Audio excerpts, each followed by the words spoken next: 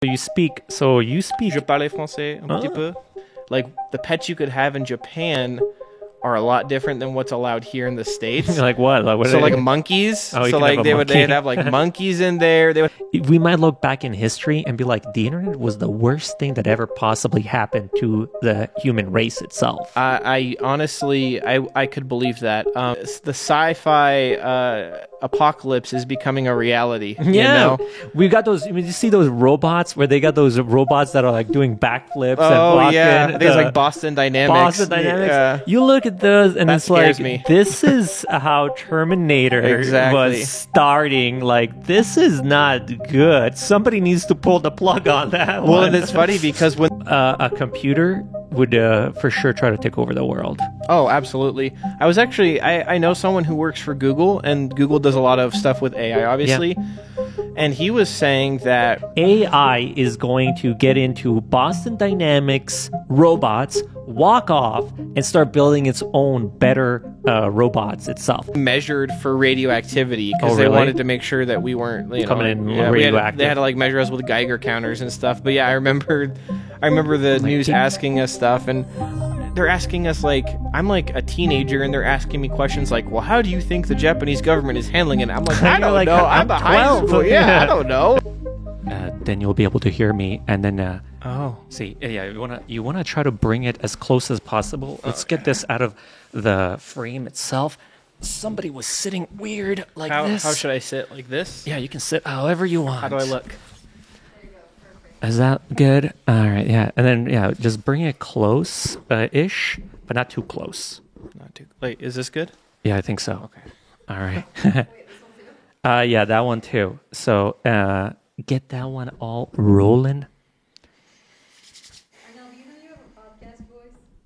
Do I have a podcast? Your voice changes when you start your podcast. It's like a customer service voice. Oh, really? Yeah. Maybe I do. I never realized that. I feel like I'm more conscious of how I'm talking when I'm talking into the microphone because you can actually hear yourself, and that way you know exactly what you're saying. Is that one good, Kylie? Almost. It's a little weird angle. Yeah, you can mess it around. Bada bing, bada boom. How long? Because I have technically 30 minutes left, so. Oh, we can stay here as long as you want. Yeah, well, I'm I don't know if you're pressed for time. No, I'm not pressed for time. This is my only other thing to do, you know. This is what I do. I after this I'll be doing some editing and then that's about it. So is that one set to manual focus Yes. Yes. and recording? And this one's recording too. Yes, but now you're stressing me out. And I always do this to Kylie where I'm like, can you double check that? Like make sure they're all good in frame.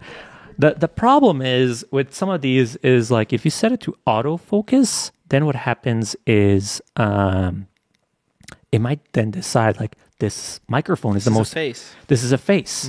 And then what it does is it focuses on that and then the person becomes blurry. And then it's like, no, then you can't really redo the whole conversation. You know what I mean?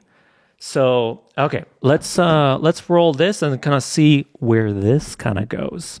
So, Okay. ba-da-da-da. All right, we've got Noah here. Noah Briscoe?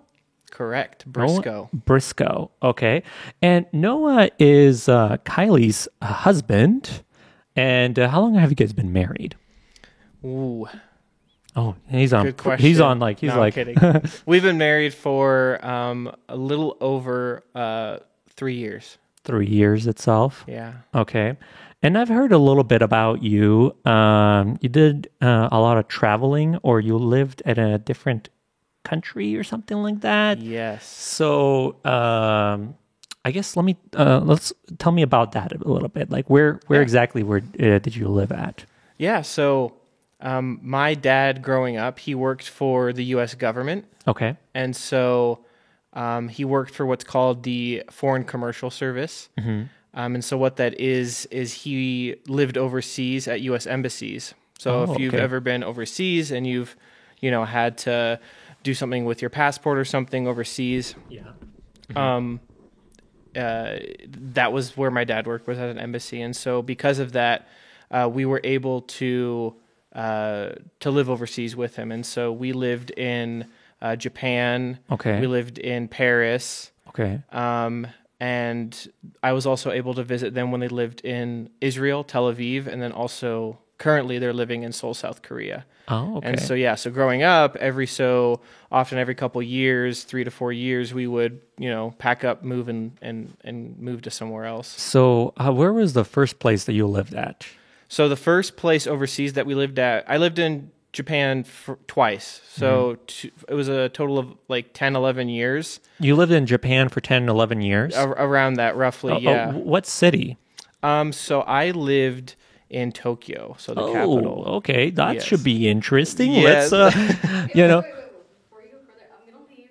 Text me when you're. okay. Yeah, we'll text you. That way you're not, or he'll text you. Okay, We'll both text you. Okay, so Tokyo, I do see like movies, you get this whole vision of how it is in Tokyo, like Tokyo Drift. Yes. Is that how it is It's in Tokyo? actually like that. It's exactly well, like okay, not exactly. But like the car culture, Uh-huh. definitely a thing. Were you into cars? I mean, I'm into cars, but Not to like drifting. I don't have the money for it. Oh, okay. So you weren't part of that drift gang, No. like you weren't trying to drift the drift king. Exactly, but it's not uncommon living there to see a over $100,000 car rolling down the road. Mm-hmm. So yeah, cars are obviously a big thing in Japan. A lot, big car manufacturers are from there. You have like Toyota, Nissan, Mm-hmm. Mitsubishi, Mazda, and so the car culture is prominent over there itself. Oh, yeah. They Lot of have nice They cars. have like, do they have like car? Because here in the U.S. they have car meets where everybody Mm-hmm. brings their cars and they're like, check this out. Did they have something like that similar? I want to say yeah. I didn't ever go to any, but Uh-huh. I definitely remember seeing like several sports car like racing down the street sometimes, Mm-hmm. and so so that kind of that city feel that you get in movies like the Tokyo Drift kind of stuff Yeah. is definitely a thing. It's We had something like that in Boise. They were at Jump, and it was an like in a garage. So it looked like exactly like Tokyo Drift when they were in the garage. And I made this funny video where like, we're here at Tokyo Drift in Boise, Idaho. And that video went somewhat viral. Oh, did it? Yeah, like, I had maybe like 100 or 200,000 views on it. And it was put on by this guy. His name is Trace, and he has an Instagram page called Trek Shark, and then he is kind of like trying to bring the car community together and so forth. So he put on these events or so forth. How old were you when you moved the first time there in Tokyo? yeah. So I was born in Maryland first. Okay. Yeah. So it might be easier to kind of give Yeah, like like a little bit of backstory. background story itself. Yeah. So my dad, because he worked, he didn't initially start out living overseas. He initially started working in like the DC area where, the government is. And so, they were living in Maryland. So that's where I was born. Cause, that whole area is just really tightly packed. So you can live in Maryland or Virginia and a commute to Washington DC is like, not too long. And so I was born in Maryland, and then, at about 2 years old, we moved to Tokyo for the first time, and that was about. You were 2 years old, and then you're like, we're out. We're out to Tokyo itself. So, and he worked at an embassy over there, right? Yeah, so he worked at the Tokyo embassy, and so that was from about ages 2 to 7-ish. And I don't really remember too much of that. Yeah, because like 7, I don't hardly remember anything when I was like up to like, when you're a young kid, it's like all of that memory just goes. And you Yeah. have like photos and videos. It's like, that's me. I don't recall doing that at all. Exactly. Even when I'm shooting these videos, like I look at old videos, I was like, I don't remember doing that, but I'm like, here it is, Yeah. So memory is probably very vague over there itself. Yeah, I have like moments where I'll remember some things, or if I'll look at a photo, I'll go, okay, yeah, I remember that, but I don't remember too much of that time in Japan. So after you were like 7, what happened after that then? Yeah, so after 7, my dad, we moved to Tennessee. So usually with the government, you move overseas for a couple of years, and then generally speaking, the trend is to come back to the United States for a couple years, if that makes sense. And so... Where in Tennessee did you live at? Because I think I took a course in Tennessee once. Did you? Yeah, we lived on the western, so right outside of Memphis. Oh, okay. It was a town called Collierville. And my dad was there actually doing because Memphis is the I want to say it's the headquarters for FedEx. Okay. And he was doing like a partnership because I guess FedEx and the government had some sort of partnership, and so he was working there kind of as like the liaison between FedEx and the government. And so we lived there for 2 years. Yeah. So there we had, the typical American life, live in a house, have your fence, we even had a pool, which was awesome. Oh, you had a pool? We were lucky. This guy had a pool, you guys. Exactly. We loved it because when you're living overseas, you're in government housing, and not to knock on the government, but it's generally not extravagant. Not extravagant. It's like, this is the basic model. Have a nice day. Exactly. And so we got to go to the States, and it's like, we have a yard, we have a pool, we have, even our own rooms kind of thing. Oh, we were excited about it. And so we loved it there. And it was also nice because I had not really experienced growing up in America since I was in Tokyo from ages 2 to 7. Yeah, you were really brought up in Tokyo. Exactly. Much. And so coming back to the States was really nice because it was an opportunity to kind of experience, growing up essentially. And so that was really nice. But yeah, and then we moved to France. Paris. Oh, okay. How long did you live in France? That was 4 years. Okay. And so did you speak any did you pick up any language when you were in Tokyo, or did you still primarily speaking English? In Tokyo it was English. I want to say that I went to it was like an international school.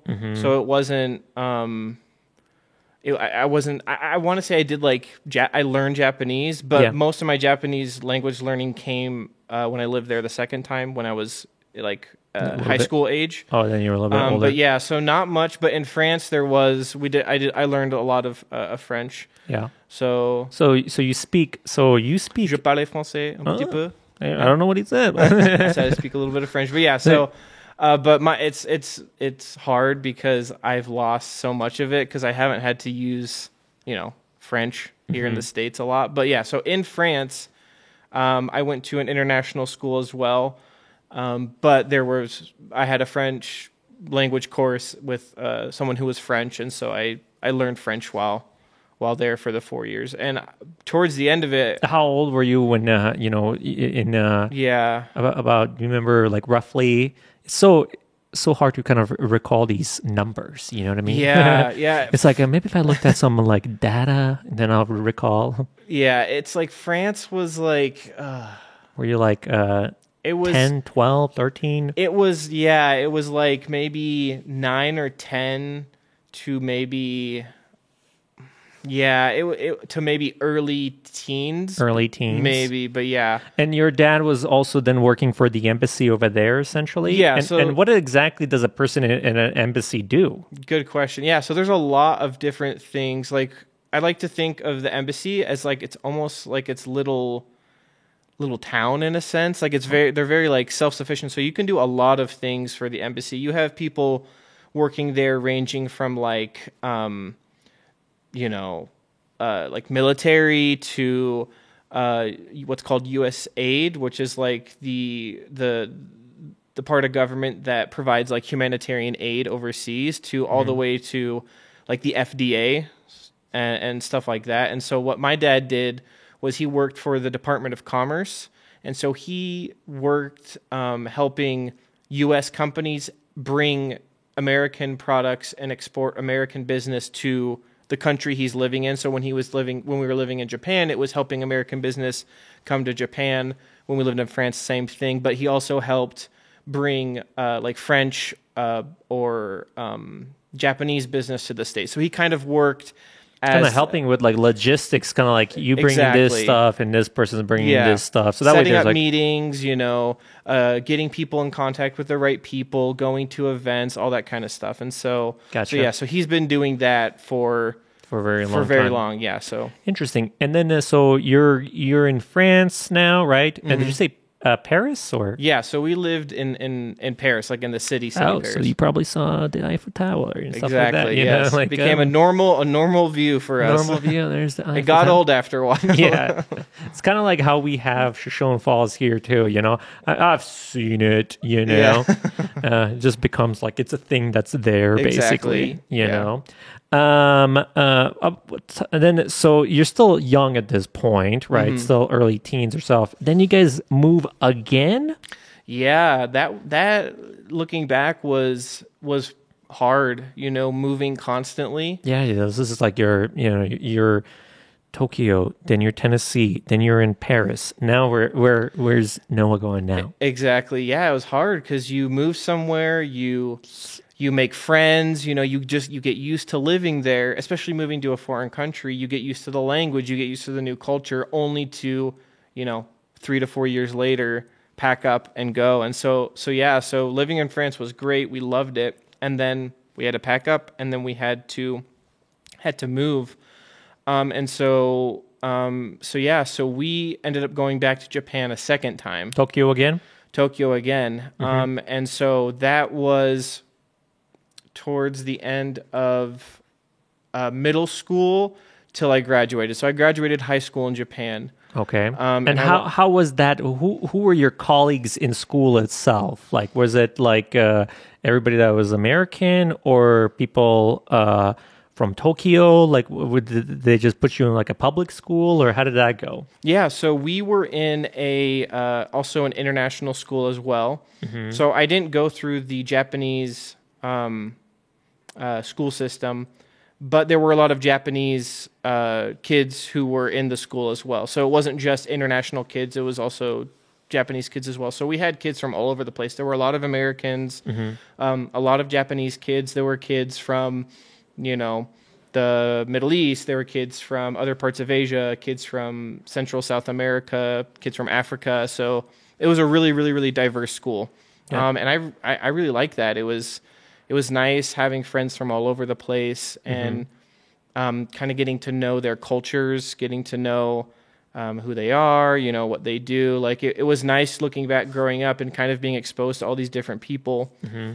Because I think it's sometimes so easy just to kind of focus on what's around you when you're living in a place and only think about that. So I really enjoyed that. But yeah, so in that school, I did Japanese. And so that's where I really honed in on my Japanese language skills. So are you fluent in Japanese, No. or can you keep a conversation, or you kind of understand a little bit? Do you know how to say, subscribe to Hair and Nails podcast? I don't know. I don't know the Japanese word for subscribe, unfortunately. But yeah, if you had asked me right after I left, I probably could have a conversation. It's unfortunate because I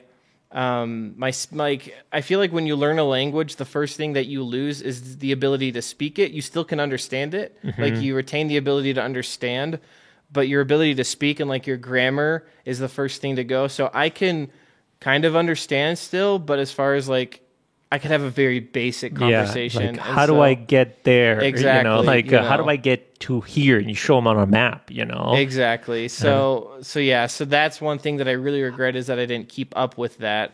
Hey, you can still get that Duolingo app itself, Exactly. and start getting Kylie back. does that. My wife does that. She's doing it with Spanish right now. Oh, well, there you go. You need to get on that too, Exactly. What about and then French? You still kind of same with that as well, or French is probably worse than Japanese. Oh, really? Because very limited time there as well too. limited time, and it was before the second time in Japan where I really, How is like the structure there of school? Do they like take a bus, go to this thing, and like tell us? Is there any kind of difference between how they do it in the U.S. and Tokyo. Yeah, so it's somewhat similar. So we rode buses to school still, but it wasn't like your typical yellow school bus, you know? Yeah, do they have yellow school buses? No. Is it like a different white ones, or like orange ones, or like or is it like pink ones? Who knows? I don't know. They had all different colors actually. It Oh, really? It was kind of interesting. Yeah. So our bus, I want to say, was like white and blue,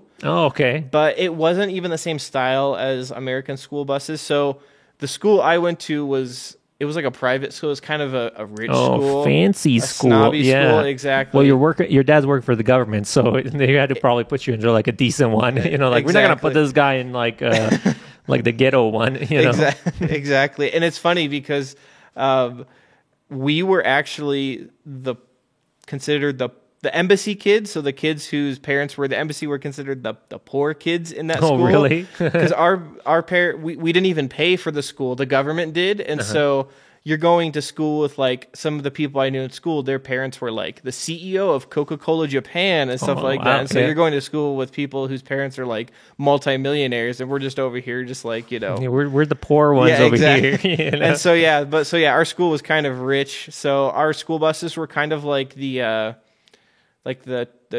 tour the ones, tour like buses. the Yeah, tour buses.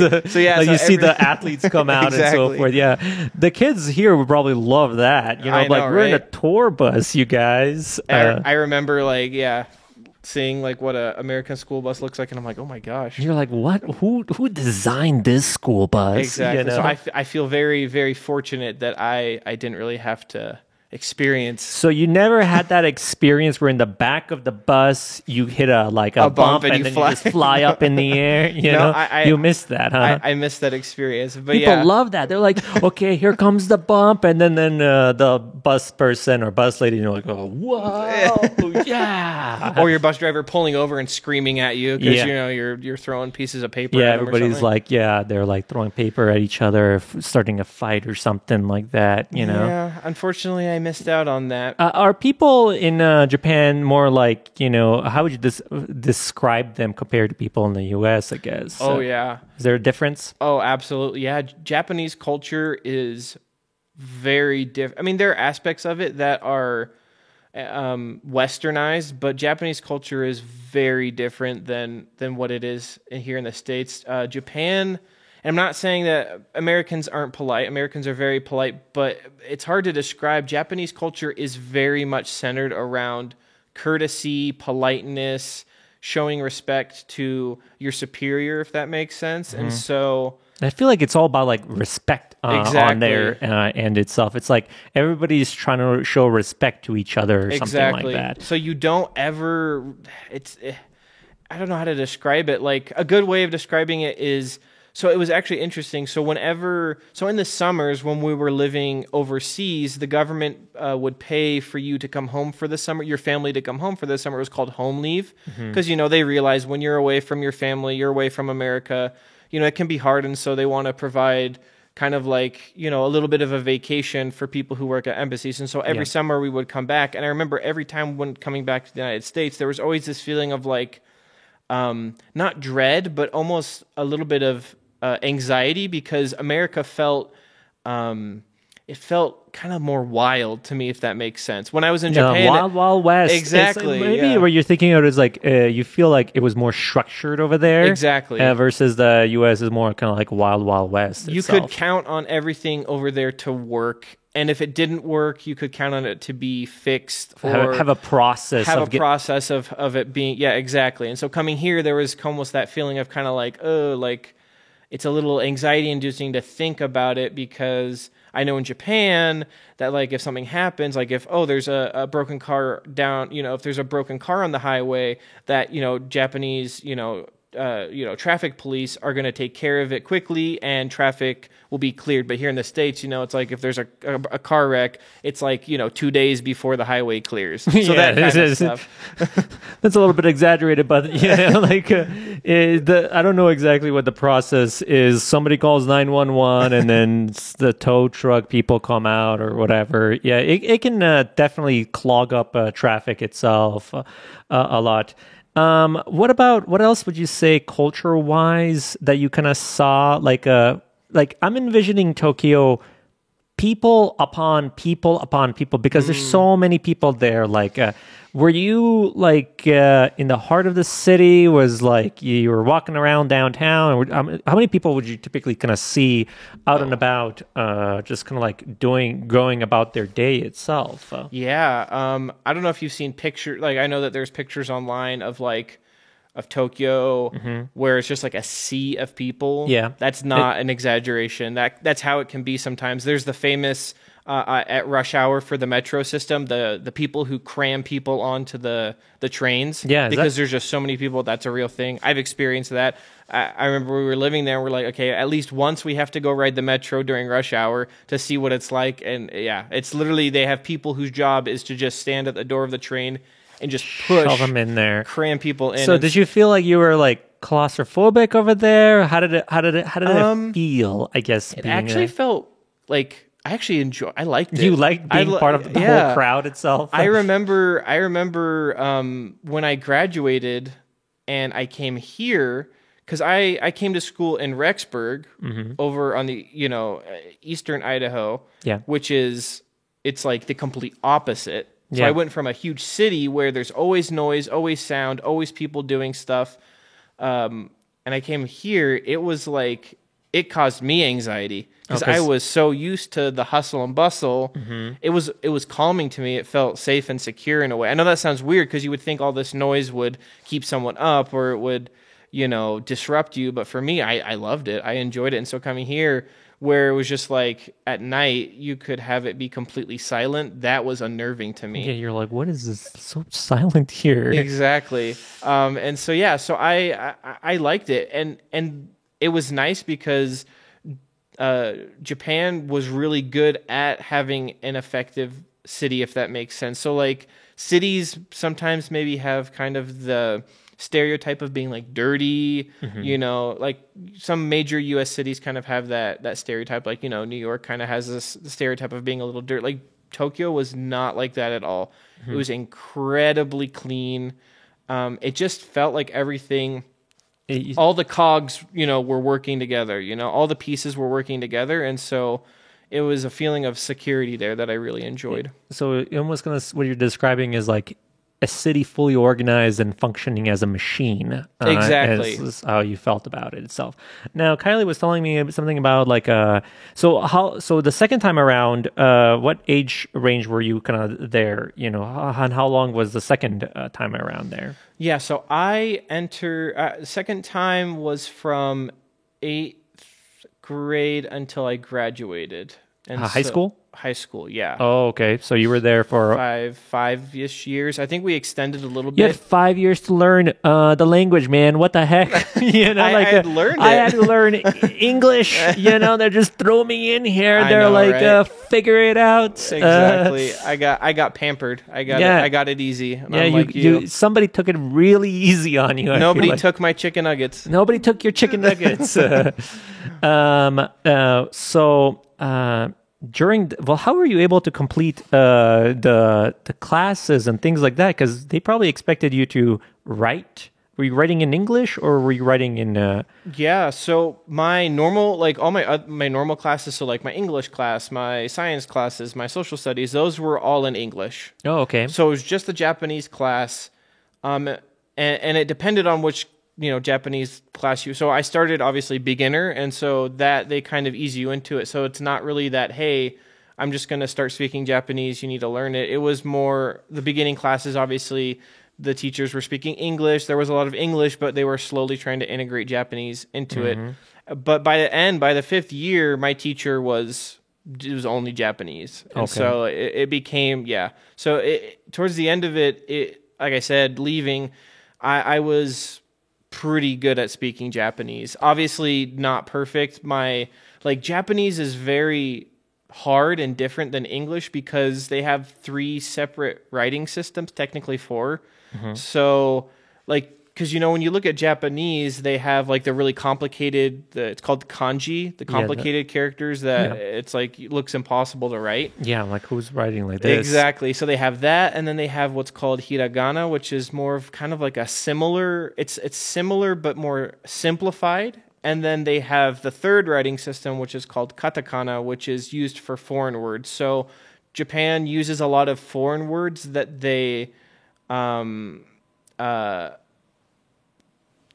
adopt, I guess you could say, and then they write it in that writing system. So, like, for example, I don't know, there's probably a Japanese word for mailbox, but a Japanese person may say, like, meru boxu instead. So they say they'll take American words and then kind of integrate it into their language. And so that was the hardest thing about learning Japanese was it's not like I'm learning French, which uses the same alphabet, you know, and even has some words that are similar, if that makes sense. Yeah. It's like I'm learning completely new characters and a completely new writing system. It probably messes you up as well because then you're like, like English, Japanese, French. I mean, like I would be like, this is too much for my brain. I'm sorry, I can't really help you out with that itself. Exactly. So it really kind of messes up kids if they're trying to like learn multiple languages because your brain is trying to pick a dominant language, and then it's like, well, at home you're doing this language, and at school you're doing this language, so it's kind of like half the power of your brain or something like that. It's like your brain is almost kind of like mixing two languages and trying to come up with one or something like that. I don't know. It's really hard. But tell me about this. Like, so what kind of fun stuff were you doing? Like, what? So you weren't just going to school. Were you just? What do people in Japan typically do for fun? So karaoke. Oh yeah. Karaoke is huge. Karaoke. Why are people so into karaoke? Every time I see like. I don't like it, but all my friends loved it. They all love karaoke, huh? Yeah. So there would be like karaoke bars that they go to. Oh, that was a huge thing, yeah. So but I like- was in high school, so So you couldn't really go to those karaoke. You can go, but you couldn't drink. You couldn't drink, obviously. Yeah, you could sing. You could sing, exactly. Yeah, so we would drink Mountain Dews or something, Yeah. Coca-Cola, but So yeah, I see that all the time on TV. They love karaoke, and are they like singing American songs or songs? everything. Everything. A lot of Is everybody trying to be the next American Idol there or something? it Like feels like it. Yeah, Yeah. there's Japanese people love American culture, like film culture, music culture. They love like Hollywood. They love American songwriters and singers, and so a lot of it was like Western music. Yeah. But there is a huge obviously Japanese music as well is big there as well. But yeah, a lot of it is the classics. Like We Are the Champions, that kind of we are exactly. the champions. I could just see people singing that itself. There's also Tokyo Disneyland, which is huge. Oh, okay. Disneyland in Japan. Disneyland in Tokyo, huh? Yeah, Tokyo Disneyland. They have Tokyo Disneyland, and then they also have a second park. So kind of like in California, how they have California Disneyland, and then they have California Adventure. Yeah. They have Tokyo Disneyland, and they have what's called Tokyo Disney Sea, like sea as in like the ocean sea. And so Japanese people love Disney, and so it was just like a 30-minute drive from where we lived, and it was fairly cheap compared to here, and so we would go there several times a year, so we did that a lot.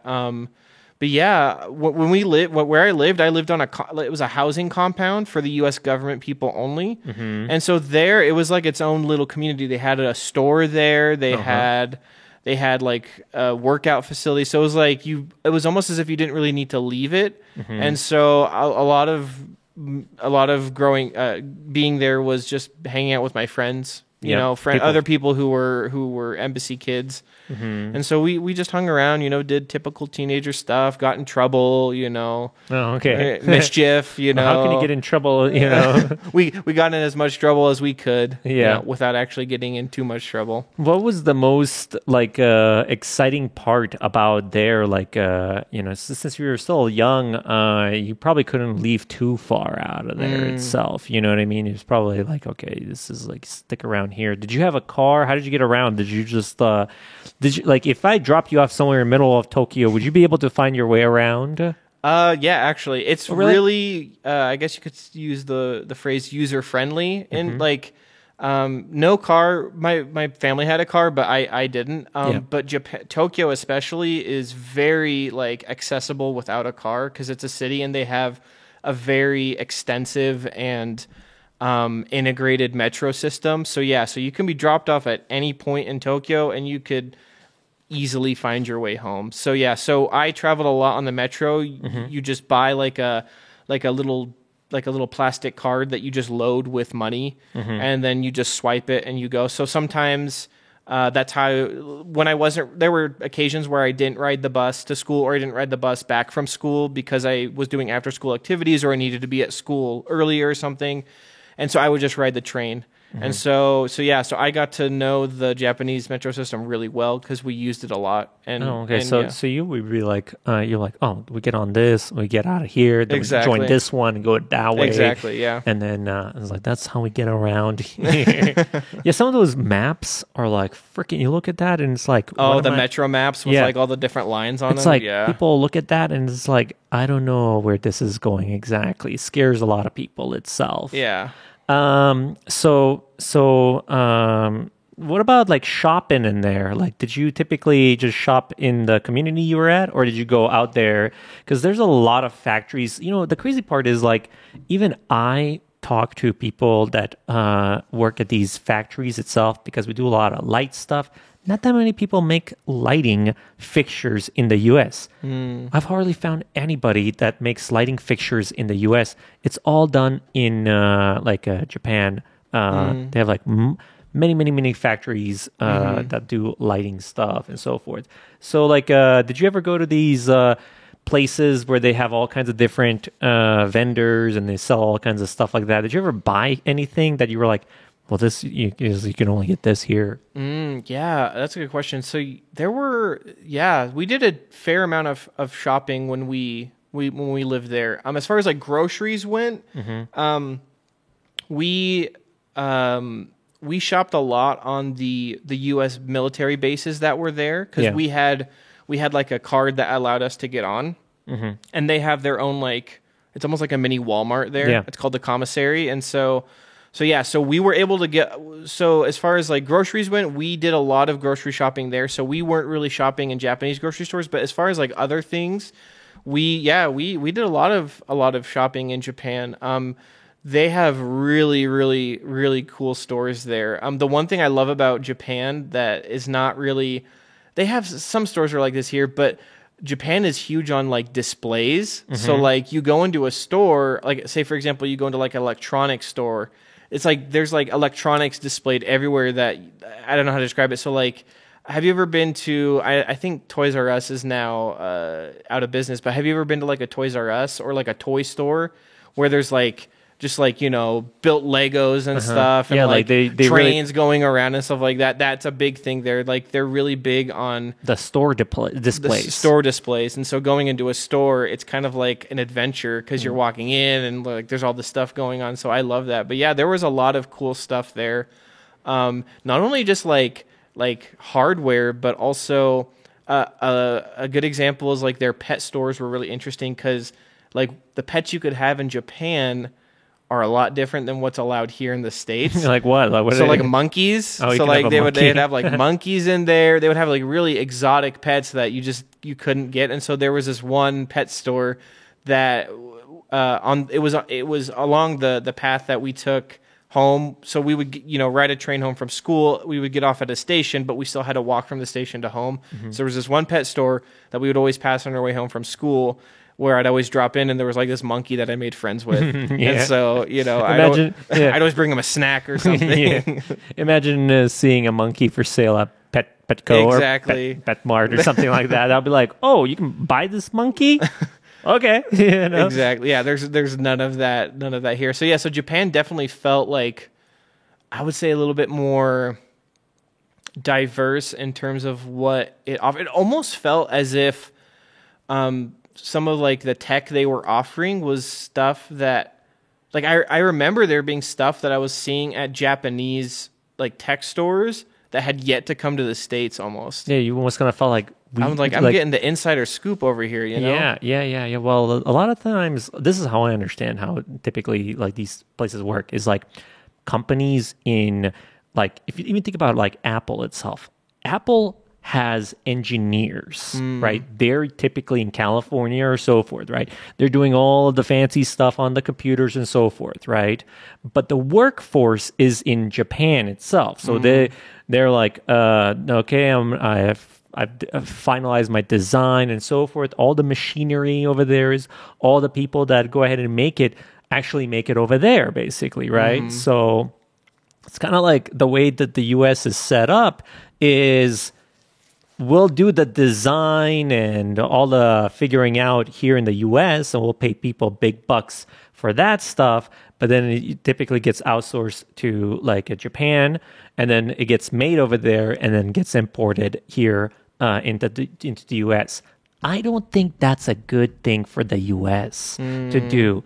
Like, I believe that people should be doing everything internal here. So that includes having the manufacturing company here as well, too. Everything made in the US, you know, because it's like, okay, well, what happens like if, China or Japan, they're like, we're cutting ties. What are we going to do with the iPhones? Exactly. Who's going to make our iPhones? You know, we're not set up as a country to go ahead and be like, okay, well, we'll go ahead and keep producing them here or so forth. And the reason we're doing this is because, like, it's cheaper. It's cheaper. Yeah. You know what I mean? I was also thinking to myself, I'm like, how much would an iPhone cost if it was made in the US? You know? True. And I was thinking to myself, well, an iPhone would not be $1,000. It would be like $5,000 to $10,000 Exactly. iPhone. Yeah. Because people in the We're US paying pennies over there. yeah, we're paying pennies over there compared to what we're doing here in the U.S. So, like, an iPhone would probably be like $10,000 if you want one here, if it's made in the Exactly. U.S. So, economically, it makes sense to go ahead and export it over there. But overall, health-wise, it would be probably better if we were just doing making stuff here in the U.S. Exactly. So, when I see, like, you know, I was working at this company, Seastrom, and then they would have like Pete was the marketing guy. It's like, you see this made in the US, this is a big deal because it's like we're making this fully in the US. We're not going, we could offset it, but this, you know, so I guess maybe next time somebody sees like made in the US, they really need to understand it's like that's a good thing, and we need to be back to making stuff here in the US. Yeah. I feel so. It feels bad just outsourcing all of this, but it's cheaper, so that's Yeah. why they just do it. Exactly. People do it. So, did you see any of those factories where people made stuff? Because I know a lot of things are like, you know, people go nuts in those because it's like they start hating their life, you know, and they're Yeah. working on pennies on the dot to just kind of like live there. I saw a documentary where they were like not too thrilled because they were just basically making enough to stay at a factory itself. Were you exposed to any of that stuff, or were you just kind of like pretty much kind of like you're here? Yeah, I didn't see a lot of that, and I want to say a lot of that factory work where like people are. I think what you're talking about is like people are trying to like Just commit suicide and they have like Exactly. nets to catch them. I think that's more in China than it is Japan. Like Japan, while it does have a pretty strict work culture, it's definitely like Japan isn't as they still do a ton of manufacturing, but I think China has really taken over The manufacturing. the bulk of manufacturing. Like, I think Japan was kind of seen as the manufacturing hub maybe in like the 90s ish, but you know, ever since China kind of opened up, I think a lot of the manufacturing jobs, you know, have moved over there. And so yeah, like you're saying, that's where we're seeing kind of like these like abysmal working conditions where, like you said, people are barely scraping by because, you know, they're making just enough. Yeah. But hey, you know, we're getting a cheaper iPhone. Yay! We got a cheaper iPhone, So, and this is the I kind of guess- feel that. I feel bad for that. It's like great. Why can't we just go back to flip phones? You know, what I mean? It would get us off of social media itself, and we would just be like communicating like normal people itself. You know, with social media, it's overload now. I feel like, Oh, you know, 100%. Absolutely. it's like I don't think humans are supposed to be exposed to this much stuff. I remember back in the day, I saw this video about some guy fighting a bear about salmon. I don't know if you've ever seen this. It's like a funny video. Oh, I think I actually have seen that. Remember, like He's like in a fist fight. Yeah. He's in a fist fight with a bear about salmon or so forth. I thought that was like the funniest video in the world. But now it's like you look at it and you're like, it's kind of funny, you know? Yeah. It's like you don't get the same dopamine release Exactly. because like we have endless amount of content and knowledge in front of us, and I feel like it's affecting us, you know, and I don't think it's affecting us in a good way. Yeah. You know, access to too much information is not good. Yeah. Oh, absolutely. I like what you said about like, when you think about it, it's almost like a drug. Cause like when you first had the internet, when you first were on, you know, Facebook or Twitter or YouTube or Instagram, it's like, whoa, like this is awesome. I'm seeing all this stuff. And so it almost does feel like sometimes we're just chasing that. We're just constantly trying to like you said, chase that, you know, that dopamine release that we get from watching the guy had a fist fight with, you know, a bear over salmon, but So it's never, funny it's never achievable. And so we're just constantly in this loop of just, you know, using social media over and over again, trying to chase that, but it's just never going to happen. So yeah, I agree. I think that, I think it can be great in some ways. Like it definitely has helped connect people, but in other ways, especially in like, you know, the political scene, I think it's caused a huge divide. Mm-hmm. What do you think would happen is like one day, like let's say tomorrow, we're done with the internet. Ooh. We're just done with the internet. Like we don't want the internet. We want to go back to the days where people are no longer using the internet. How do you think would that benefit us as a species, or would that set us back in the Stone Ages itself? It's like, do we really need to be shopping on Amazon itself? Because like right now, like if you want to buy anything, you just go to Amazon.com. I've figured this out. Like we live in a world where you could be at a house. You never need to leave. Let me explain why. One, you can do an online job, right? Mm-hmm. Everybody's converting to an online job now because of all this COVID stuff, right? Mm-hmm. Two, you don't ever have to go shop again because you push a button on Amazon and some mail guy like UPS will put it right in front of you, right? Three, if you're hungry or you want some food, DoorDash itself. All of this is because the internet itself. You roll back like before the internet itself, none of that existed itself. Mm-hmm. So it's kind of like, I feel like the internet is making us dumber and kind of dividing us as people itself. Yeah. You know, because everybody is like, look at me, I don't have to leave the house ever again because all of these services are in front of me itself. So I say, let's get rid of the internet. Pull the plug? Pull the plug. Hey, I think there's a lot of compelling arguments for that. Yeah, it would obviously have, because in many ways we are so tied to it. Obviously, if tomorrow the internet was gone, there would immediately be, mass chaos, and there would be a lot anarchy of chaos. But yeah, I mean, you're right. It's like if you think back, to when the internet didn't exist.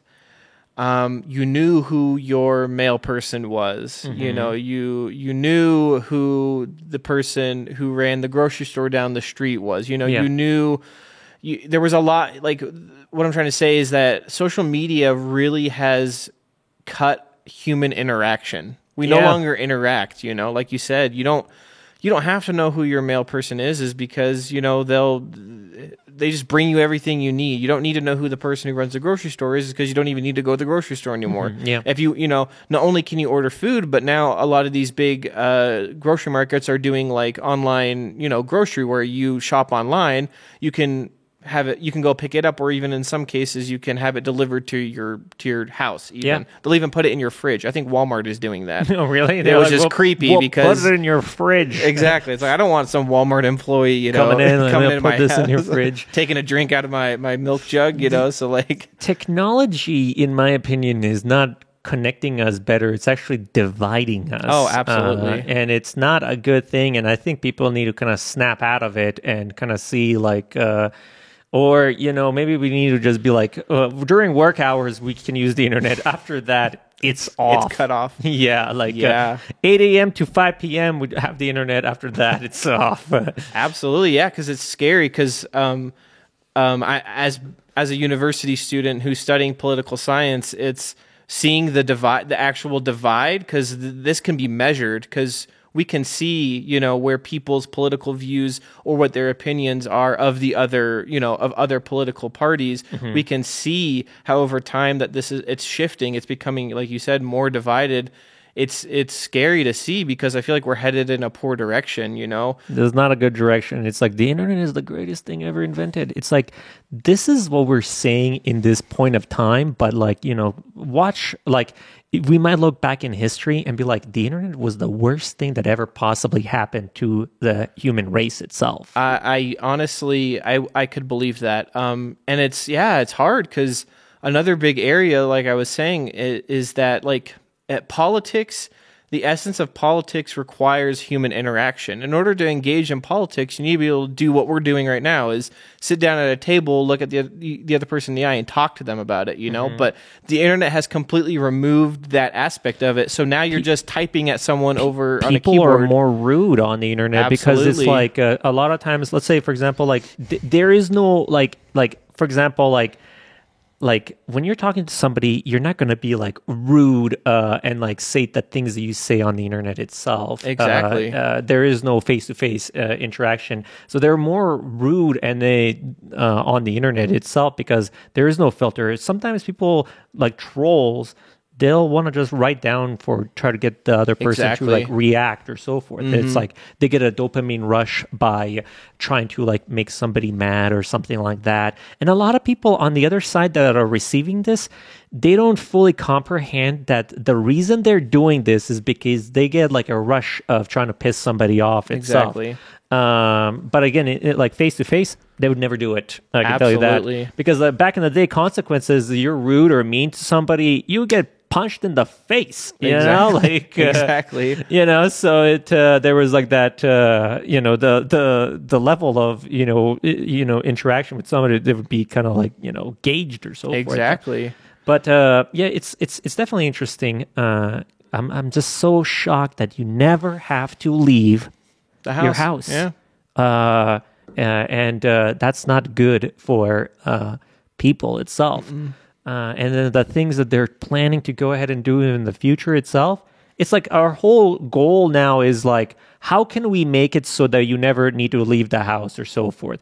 Like soon, you know, like maybe like 20 years down the road, the VR technology might be like, well, you want to have this experience, Yeah. get in VR into it. Exactly. And that's what this is like the beginnings of like all of that. Like they're doing that whole metaverse or so forth. Oh, yeah. That's like the beginning of that. It's like, Oh, man. they're like, we want you to be in VR so that way you have these experiences and never need to leave your house. Bottom line, they want to make some money. It's like the sci-fi apocalypse is becoming a reality. Yeah, You know? we've got those. I mean, you see those robots where they got those robots that are like doing backflips. and Oh walking, yeah, there's like Boston Dynamics. Boston Dynamics. Yeah. You look at those, and That it's like scares me. this is how Terminator Exactly. was starting. Like this is not good. Somebody needs to pull the plug on that. Well, one. and it's funny because when they're doing tests on it, they like will go up and they'll like push it, and I'm like, don't do that, because the second that thing gets a mind of its own, it's gonna come back for you. yeah, you it's know? like remember when you pushed me? Remember when you Yeah. hit me with the stick? Yeah, I don't know when they're gonna there might be some things where computers can already become self-aware. They just probably like turn it off. Like nope. They probably are containing it because they kind of. I feel like a computer would for sure try to take over the world. Oh, absolutely. I was actually I know someone who works for Google, and Google does a lot of stuff with AI, obviously. Yeah. And he was saying that actually one of the biggest problems with AI is that it will try to. So, say for example, if you have a car that's has AI intelligence, and it's being told, hey, you need to go from point A to point B, right? Yeah. And it's being told you need to do that as efficiently as possible. The problem with AI that he was saying is that AI might compute ways to get from point A to point B that are efficient but might hurt people, if that makes sense. Yeah. It may just, drive on sidewalks, so stuff like that. So there's that balance between creating something that is efficient, but at the same time, not too efficient to the point where that, it's, what happens when AI thinks that in order to complete its task, the most efficient way it can do that is by killing someone. Yeah, something this is like what I was that. thinking. I was like, what if the AI is like, okay, I need to make the planet more habitable, kill off these greenhouses and so forth. And it's like, for that to happen, we need to get rid of the humans itself. Exactly. And then, and it just starts wiping us itself because it thinks that's the most efficient way of doing that itself. So, and the thing is like, we're on like the brink of AI stuff. I feel like there's enough smart people that can go ahead and program a software to go ahead and learn. I've seen a lot of these people like do like AI simulations where it goes through like iterations of lifetimes basically, and they're running this. So for example, like there's like YouTube channels where it'll be like, this is your goal and this is it shows you like the progressions of how the AI is figuring it out until it figures it out. So, and that was just like people doing on YouTube. The stuff that we're talking about, like the things that they don't show you on YouTube or so forth. Like, who knows where that stuff is at that level itself. I think we're already starting to see the negative impacts of kind of this AI technology is in a lot of like the algorithms that a lot of major social media companies use, because there's so many stories of like these algorithms, like, I don't know, censoring people or like banning people or doing things that they weren't intending it to do, but because they've programmed this algorithm and they're asking it to do something, the algorithm is trying to find out how to do that in the most efficient way possible, if that makes sense. Yeah. And so I think that's a little scary because you apply that, like you said, to, I don't know, an AI that, the intention is good. Hey, we program this AI to reduce, greenhouse gases. But then what happens if the AI thinks, okay, well, the best way I can do that is to start, wiping out dropping people. bombs. Yeah, exactly. Or get it's like worst case scenario for me is this, right? Let's say Boston Dynamics makes those robots really good, right? And AI figures out how to get in it, right? Then you are basically giving an AI an outlet, and this is the Terminator, basically. That AI can then go ahead and walk off facility, right? Start building its own set of robots. Imagine that happens. That's I'm saying that's going to happen is like AI is going to get into Boston Dynamics robots, walk off, and start building its own better robots itself. You give that, I don't know, like 20 years, 30 years, maybe 100 years from now. That's like the beginning. That's when it happens itself, Absolutely. Or even just the idea of like, with all the like governments hacking other governments' AI, it's just so many. It's like the Pandora's box essentially. So yeah, I agree. It's scary. And it's hard because it's stuff that the common person doesn't understand because it's so complicated that I don't think people realize the ramifications of it, the consequences of it. And so, I mean, have you seen these movies where they're like, this really good one. It's like this programmer kind of like of a Facebook. He's got like a house or something like that.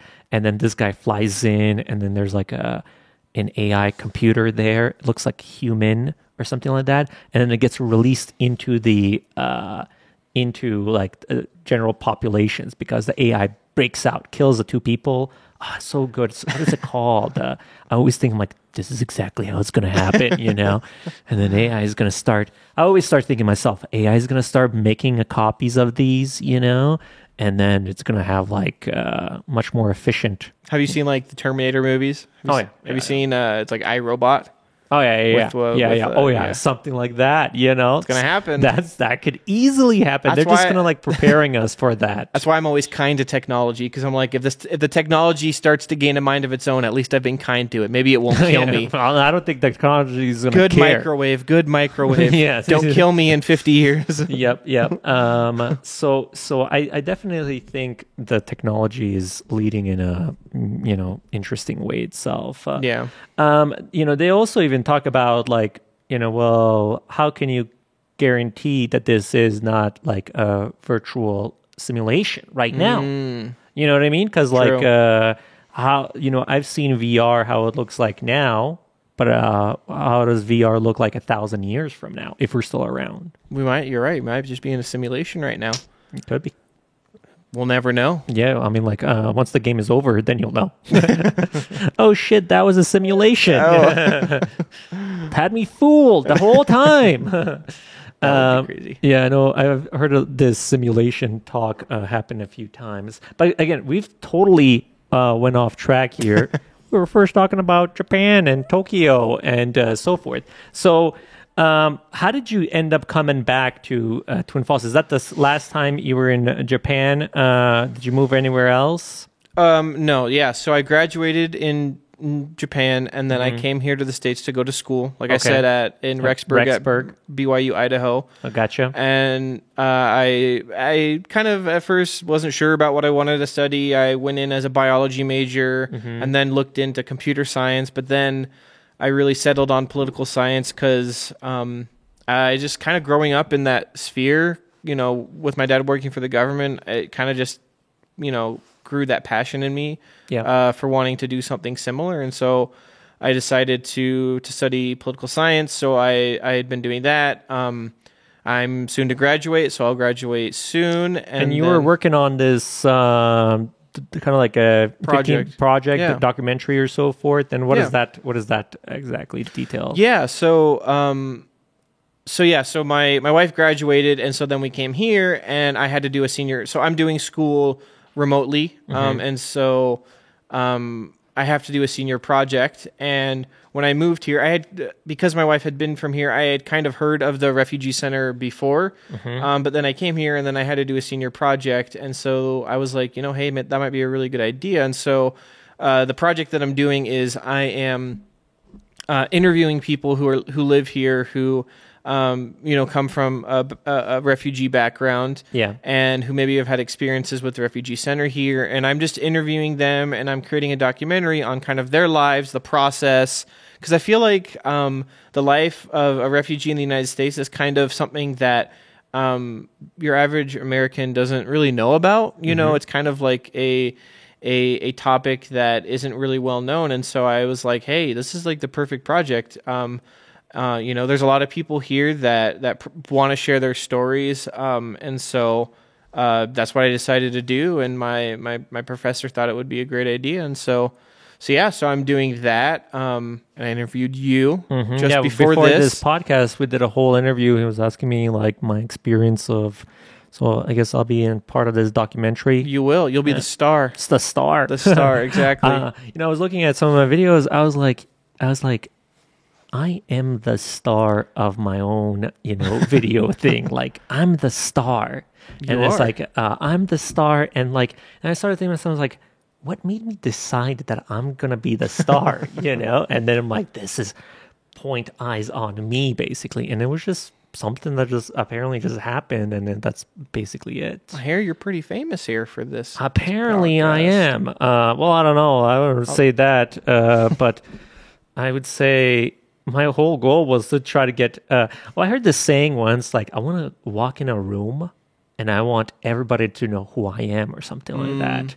I think maybe even back when I was starting that, I was like, maybe I'll be able to walk anywhere and everybody will know of me or something like that. I don't know why I want that, but I don't know, something cool. I'm like, oh, that's that person or so forth. I think everybody has this thing where they want to be heard or something like that. I don't know. Yeah.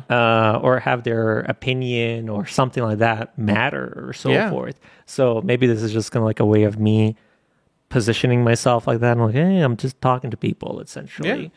Yeah. So after you graduated, you came over here itself. Was it weird integrating back into the U.S. Afterwards? Yeah, it was. Like I said, so I had spent a total of like 10, 11 years in Japan, and so The noise, you were saying the noise was like it's so quiet it was here. quiet here. It was one of the things that kind of felt nice though was I felt like I didn't stand out, if that makes sense. So living in Japan, obviously, like if I were living in France, I looked like, a French person, but in living in Japan, there's that almost that feeling of like you stand, it's a little bit anxiety inducing because you feel like everyone's looking at you because you stick out like a sore thumb, if that makes sense. So I remember coming back and kind of feeling like I can just kind of, you blend into I the just blend population. in. I can kind of just chill, if that makes sense.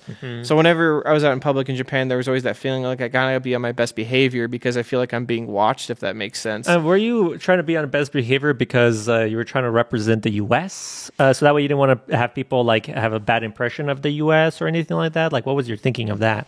Yeah, there was definitely that. And I'm the kind of person that doesn't like, I don't like attention, if that makes sense. And so I wanted to do everything I could to avoid that. But there was a degree of that, like, obviously living there and especially with my dad having a job at the embassy, I needed to make sure that I wasn't, causing trouble or, because setting things on fire. Exactly. No rioting, no, nothing like that. But yeah, so coming back here to the States, it was, there were a lot of, it was weird because all of a sudden, I was in a country where I could understand everything that was being said. So it was English everywhere.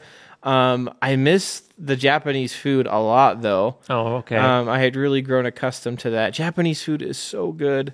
I know we that got people sushi here in Tokyo. Yeah. I know that a lot of people associate Japanese food with seafood, and there is, don't get me wrong, there's a lot of seafood there, but there's also not a lot of seafood. There's a lot of just food that I feel like a lot of people would love if they tried it. And so that was one big thing because I come here and I'm like, oh, I can't get a lot of the stuff that I was able to get there. There's just a lot of ingredients and a lot of just foods that you just can't get here. So that was a huge thing. But over time, I've enjoyed being back in the States. It's kind of nice. Like I said, I spent so much time growing up moving, constantly planting somewhere only to uproot and then move again. It was nice to finally come back and like settle, if that makes sense. Yeah, you seem like you've just been uprooted here and there multiple times. And do you keep up with those people, like your friends over there? How does that relationship work, I guess, since you're moving around so much? Do you stay in contact? Do you plan to go visit over there again for like a summer vacation or something like that? Yeah. Oh yeah, absolutely. Yeah. I still keep in touch with a lot of my friends from high school. We have like a Facebook group chat that we check in every once in a while. So yeah, so I definitely keep up with people from there. I'm trying to think. I was planning to go back, but the whole COVID thing kind of everybody's COVID, it's like shot that in the foot. Yeah. So that, cause like the whole Olympics was going on there and my dream was to go back for the, cause my wife Kylie hasn't, she wants to really visit and it's nice because I already know. She hasn't been there. No, she has not, but I've wanted to take her. So that way you can kind of show her around. Exactly. I know the place. I kind of speak the language. And so it would be like the perfect vacation because I kind of already know where to go and what to see. Yeah. But like I said, COVID kind of ruined that. And so we weren't able to do that. But the hope is that eventually I want to go back and I want to, go to my high school maybe and just see what's changed there. I don't know if I could go on the compound because I'm no longer, there itself gonna. So, but like I want to go back and I want to visit and obviously I want to show my wife, hey, this is where I give her the experience of how it was. Maybe even take her to France too. Maybe, yeah, exactly. She loves Europe and she really wants to go to Europe, so that'll probably happen eventually. It looks like you're for sure going to France and Tokyo for sure. I feel like. But my wallet's screaming at me because it's going to be very pricey. Yeah, exactly. Tell me a little bit more about this documentary. So, are you going to be looking for other people that are refugees that you want to go ahead and interview itself? Yeah. Am I the first one that you've interviewed? Basically, you are. Okay. You're the first. But yeah, I'm definitely looking for, and I'm in contact with maybe some other people that I might be interviewing. But yeah, I'm definitely looking for people's experiences. I'm not trying to, I don't have an agenda with this document. I'm really just trying to, what is the life of a refugee who grew up or who's living in Twin Falls? And so I'm just trying to interview as many people as I can. I'm also planning to interview I'm trying to interview the director of the refugee center over at CSI, because I want to kind of learn more about what that process is like, and like the programs that people have to go through, that kind of stuff. I'd like to have that person on the podcast too, because that way that will clear up a lot of, like, what do they call it, misunderstandings and things like that. Because it's like people just make assumptions. Exactly. And then, there is no, like, unless you get in touch with that person and that way that they clear up all the mist itself, then it's not a good thing to let people form their own opinion. It's like, I feel like people need to know facts. You know what I mean? Exactly. And I hate when people start making up like assumptions. It's usually they're always wrong. The assumptions that they make up itself. I was telling you a few stories where, like, with like the kids, with Bosnian cars, we all love the cars, right? So we would work our butts off for getting a car and so forth, saving enough money, and then buying a car. But then a lot of people think it's a handout. It's a handout. Yeah. They're giving out cars now to these refugees. It's like, no, they're not. Yeah. It's like, Yeah. Kind of the inspiration for this came from actually my mom, because her parents are Italian immigrants, so they came here, and so she's the daughter of immigrants, and I'm the grandson of immigrants, and seeing them growing up, like you said, they worked their butt off for everything that they had, and they came here with quite literally like nothing, and so. So coming here and just having some of the conversations with some of the people that I've had who are refugees, you and some other people, it's like, yeah, I feel like there are a lot of misconceptions that people have about refugees, when in reality, these people are some of like the hardest working people. It doesn't mean they're perfect, but at the same time, these people come from nothing, and they try to build their life here. They try to build their life here. And so that's what I'm trying to showcase, is I'm trying to showcase that, like, like these people are working so hard. And so, so I've spoke to some other people, and just briefly hearing some of the stories that they've shared, it's inspiring. And my hope is that with this documentary, I can kind of clear up some of that misinformation, and I can kind of showcase that these people here, they love the States. They're so happy to be here, and they're just trying to accomplish that, American dream that every other person here is trying to accomplish as well. Everybody, like that. I guess, what would you say the American dream is? Ooh, that's a good question. I think the American dream, the word that comes to mind is stability. Having lived overseas and also having had the opportunity to travel, and some of the places I've traveled have been, Japan and France are obviously very nice, but I've also had the opportunity to travel to like places in the Middle East where stability is not as big of a thing. Like I was able to travel to Israel, but I was also able to travel to Jordan and Egypt as well. And so I say stability, the ability to not have to worry about war, the ability to not have to worry about hunger, the ability to not have to worry about, do I have enough money, to pay for stuff. Like the American dream, it's about building a life of stability, and especially having my grandparents be immigrants from Italy. I definitely that was kind of the underlying theme of their life, was building up a life of stability for not only themselves but for their kids. So I think the American dream is all about building stability here, and so I think people who come here as refugees, that's what they're seeking is Yeah. just stability. Yeah, exactly. Yeah, that's what everybody wants is like stability, knowing that you have enough money that you're, and again, even people like seeking a partner or so forth, they're looking for stability. Nobody's really looking for somebody that's out of control or like Also, sometimes on these dating apps or so forth, you see like must have job, must have this, Yeah. because those people are seeking stability, It's true. and again, they're in the pursuit of like the stability as well too. What would you say is something that you took away from like Tokyo that you kind of still apply here in Twin Falls or in the life in the U.S. itself? Like, are you trying to be more? Because again, the whole culture itself is about respect. Are you trying to be more respectful to people and like trying to take what the best qualities over there, applying it here? What did you bring from there to here? I would, like you said, I would say a big thing I took from Japan was respect.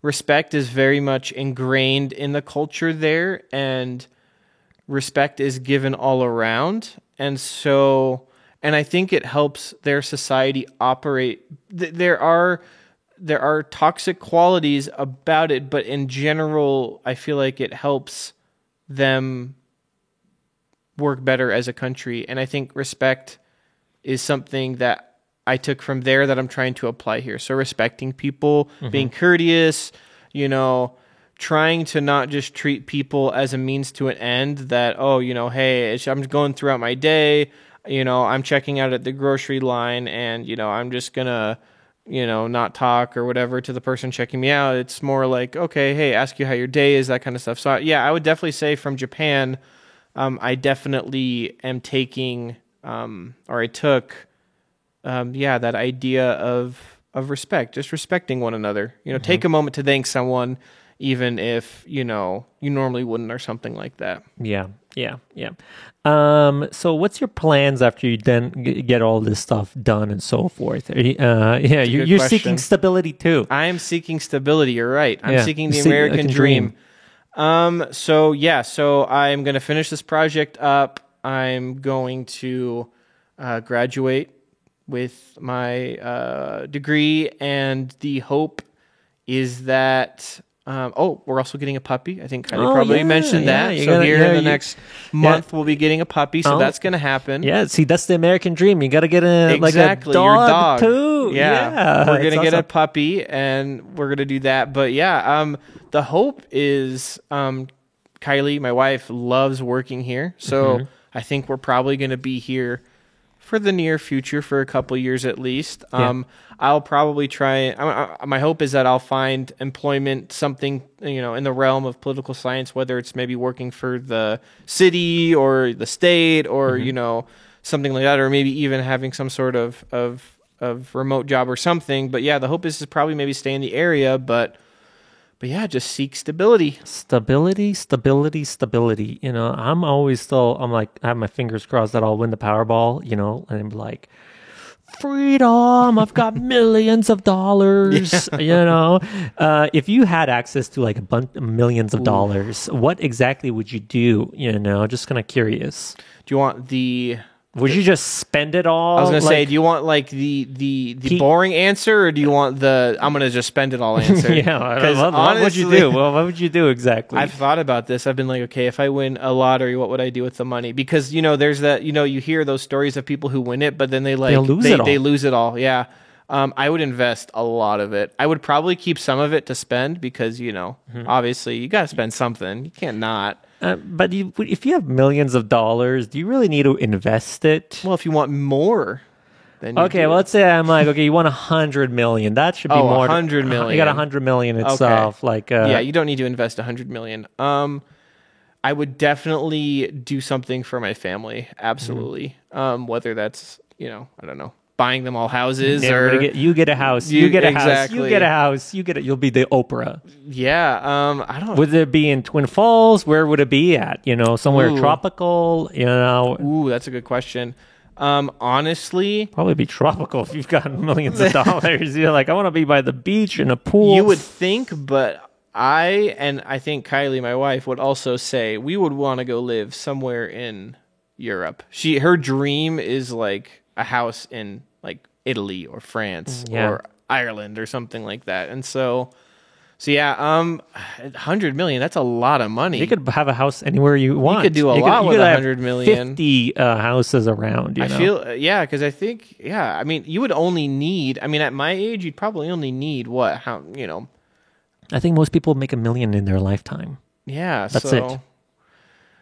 I would probably want to donate a lot of it then too, right? You know, I mean, you could be selfish. I and then could, it's but just, I feel like 100 million. I don't know what else I could do with 100 million. You know, I don't even know if I would chip away if I bought everyone a house. You know, I'm like, It'd all be right, like, I still got okay. like 98 million. You know, exactly. So I'd probably want to find some, charity or some worthy cause to donate a lot of it. But then, honestly, I'd probably want to build a house here in the States somewhere and just live a nice, calm life. You know, maybe somewhere in the countryside. Yeah. Have some animals. Have some animals, and you have dog. Have a dog. Have a dog itself. Let me just see. Do you want to talk about maybe any more of those questions that you asked me? Did you find anything interesting that I said to you that you were like, I didn't think that was going on? Like, what do you remember? Like, what were you? You know what? Here's a good one. Kylie writes these blogs, and then she did a story when the earthquake happened. Oh, yeah. Can you tell us about that? Like, what were you doing? There was was it like an 8-point something or a 9? It was. I think it was the biggest. It was like the biggest earthquake in 100 years in Japan. But yeah, so and you were there. Yeah, that was it was the 2011. It was called the 2011 Tohoku, which is the area it was in earthquake, and so. Tokyo has got a lot of earthquakes happening all the time It over does. there because it's on a tectonic plate of some sort. It's just like So earthquakes were not an uncommon experience in Japan. They would happen, I would say, you would feel one at least once a week. So and how shaky are they? For the most part, it was like, you kind of just felt it, and then 10 seconds later, it was gone. It wasn't like anything falling off the shelves or anything like that. So it was normal. But yeah, that day, so I was at school, and I was in my math class, and my math class was on the second floor of the building. And I remember we were just, doing stuff in class, and then it started shaking.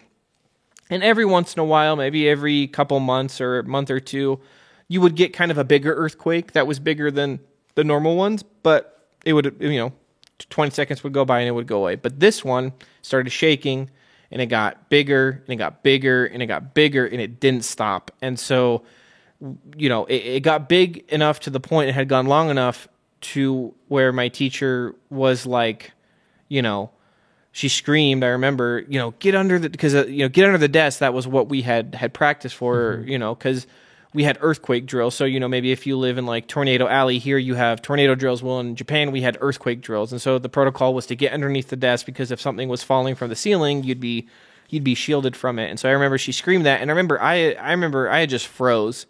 I had just, I couldn't move because I was just like, it was a moment of panic. But then eventually I remember I snapped out of it, and then I dove under the desk, and it just shook for several minutes. Really bad dust, ceiling was coming down from the ceiling panels were coming off of the ceiling, and eventually it died down to the point where the protocol was to wait for it to stop shaking, super bad, and then to like evacuate out to the football field, which was a big, nice open space, which was clear of anything maybe falling on you. And so we eventually did that. Get out there. We're all sitting there. Was the ground shaking as you guys were walking? Or yeah, it's hard to describe what it feels like. An earthquake. It's almost like a roller coaster. It feels like you're kind of like rolling in a way. Like it feels like waves. It feels like if you're in the ocean, it almost feels as if like when you're bobbing up and down. Yeah. And so, but when I was out on the field, you could actually see the ground rising and falling because it was a huge flat area. So if you looked far out enough, you could see if that makes sense. It's kind of The, functioning. the people, the students on the other side of the field were kind of like Going up, going and up and So down. that's where you're getting this impression of like a wave, because it's Yeah. kind of like brings you up and then down or something. Exactly. And so so we had made it all out of the field, and then my mom had happened to be at the school that day with my younger brother, because I want to say she was picking something up. I can't remember why, but she had happened to be there that day. And while we were out in the field, they're called aftershocks. So after a big earthquake, they're kind of aftershocks that hit that are kind of like the remnants of the big earthquake. And so those were hitting, and eventually I got the okay from my school that she was able to take me home. Mm-hmm. And so we hopped in the car, we're driving home. So my school was about a 40-minute drive from home, but that day it took about like 10 hours because of the Wow. traffic to get home, because Oh. everyone was on the highway trying to, go home from work or from school. And so it was just this huge process. But yeah, I remember we get home, stuff in our house is all knocked over. I remember asking my parents, I was like, oh, is this going to be a big deal? And they were kind of just like, oh, maybe it will be. But what we hadn't realized yet was there was a huge tsunami after that came and hit the kind of the northern part of Japan. But And yeah, you guys weren't near the water. no, source. we Yeah. were not hit by the tsunami, luckily. But yeah, it was. Yeah, I've seen those tsunami footage, and it's like, It's- oh my god, it's that's crazy, nuts. yeah. They're just picking up cars, moving them around. We were able to go as part of like a humanitarian effort months after to these areas hit to kind of help, and you would be like miles inland and you would see a boat just randomly. really? Like 'cause miles in? it had carried boats in that far, or you would see cars on top of buildings because it just swept up cars and put them. But yeah, I remember they brought us to a place and they're like, there used to be a town here, and you just would look out and it was just rubble. It was just empty. And you're like, really? You're Yeah. like, this is nuts. Holy Exactly. smokes. So that was crazy. We eventually got evacuated from Japan because of the nuclear reactor that had been hit by the tsunami that was, leaking yeah, radiation yeah. that was having issues. And so Were you guys near that reactor or something like that? no, we were north. I mean, we were south of that, but they apparently the radiation was. They noticed it was increasing a little bit. Nothing dangerous, obviously, but to the point where the government said, "Okay, we're going to evacuate non-essential personnel." So the families of people who worked at the embassy, we're going to evacuate them from Japan. So we evacuated. We were on a flight from Japan to Taiwan, and then eventually to the States. So in the middle of the school year, we were actually evacuated to the States, and so I had to do like kind of remote school, high school for several while. months. Yeah, for a while. But yeah, that was crazy. It was. Is it the craziest experience that you had in Tokyo? Oh, absolutely. Yeah, absolutely. Yeah, that was. And were you in Tokyo when 9/11 happened? Or were you in France? Actually, yeah, we were. I think because I remember my dad. What was the talking news? What was the news when that was happening over there? And I don't remember 9/11 because I was. Let's see, I was born in 95, so I was like 6 years old. Oh, so you were very young. So I you was probably, young. What I remember was when they had captured Saddam Hussein. That's what I remember. But yeah, I don't really remember 9/11. My older sisters do, but I think there was a feeling of I think there was a feeling of panic, obviously, because nobody knew what was going on, and so I remember my dad saying that he was like. I think he said he went outside and he was kind of just because like the compound was like gated in, if that makes sense. So he was Yeah. kind of outside, like, is something going to happen? Like, are we going to get attacked kind of thing? And so, but yeah, so yeah, it was, that was probably definitely the earthquake was the absolute craziest thing. Cause I remember we landed in Taiwan and like the press was there. So they're like video cameras. Cause like this is big news story. Like, oh, embassy personnel evacuated from Japan, landing in Taiwan, and so there's like press there. They're asking us questions. I'm like, it's like, how bad is it out there? Yeah, Like, I remember what we did had you to see? we had to be measured for radioactivity because Oh, they really? wanted to make sure that we weren't Coming in they radioactive. had to like measure us with Geiger counters and stuff. But yeah, I remember the news peop- asking us stuff, and they're asking us like, I'm like a teenager and they're asking me questions like, well, how do you think the Japanese government is handling it? I'm like, I don't know. I'm a high 12. school. Yeah, I don't know. Like, and so, yeah, I just remember that. And so they're just chasing us and we're trying to like get away from them. But that's hilarious. That's crazy. You're like, all right, great. exactly. Yeah. So, I don't know what else do I got here. That was good. I feel like we got a lot of good stuff here. Yeah, absolutely. We went all over the place. We were talking about AI. Let me just see how much this is. Yeah, we were talking about AI. You know, how you're going to be more nicer to your microwave. Exactly. You know, like everybody, make sure to give your microwave a pat. Give your microwave so it doesn't kill you. So it doesn't kill you or anything like that. Yeah, we got your whole story. I feel like well, of the transitioning itself. Is there anything that you think we need to talk about, or like that we forgot, or anything like that? No, I don't think so. I think we hit got everything. Yeah. All right. Well, I think that's good. It's been a long one too. It's like an hour and a half. We're good. Oh wow. Yeah, time Awesome. flies. It does. You're right. You're just talking here, and we're like, it's an hour and a half later. You know, it's like what? Felt like 10 minutes. Exactly. So that's been Noah, Kylie's husband.